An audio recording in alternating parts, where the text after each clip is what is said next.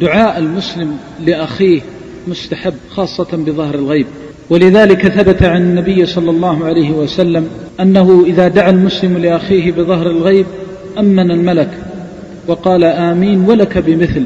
والذي يدعو لأخيه المسلم بظهر الغيب قلبه فيه رحمة وهو حافظ للعهد، والنبي صلى الله عليه وسلم يقول حفظ العهد من الإيمان، ولا يفعل الدعاء للمسلمين بظهر الغيب إلا مؤمن صادق في إيمانه يحب لإخوانه ما يحب لنفسه. وهذه بشارة خير للعبد أنه إذا ذكر إخوانه بظهر الغيب أو كان في موضع ترجى فيه الإجابة عمن في الدعاء. لو علم المسلم كم له من الأجر إذا ذكر إخوانه المسلمين بصالح دعواته.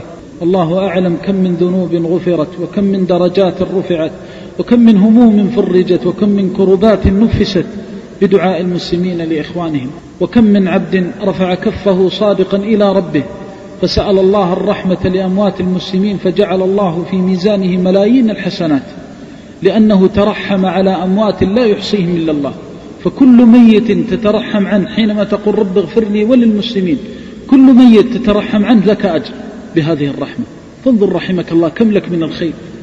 وثبت في الحديث الصحيح أن العبد مر على غصن شوك فقال والله لو أنحين هذا عن طريق المسلمين لا يؤذيهم، فزحزحه الله به عن نار جهنم. يقول العلماء لأنه لما جاء يزحزح الغصن قال لأزحزحنه عن طريق المسلمين لا يؤذيهم، فلما نوى المسلمين صارت نيته عظيمة، وأصبح إحسانه ليس على فرد ولا على واحد، ولكن عمل قلبي بينه وبين الله أنه انطلق من أخوة الإسلام. ووصف الله الصالحين والبقية من المؤمنين أنهم يذكرون إخوانهم بصالح الدعوات، فقال والذين جاءوا من بعدهم يقولون ربنا اغفر لنا ولإخواننا الذين سبقونا بالإيمان. فنسأل الله العظيم أن يغفر لنا ولإخواننا.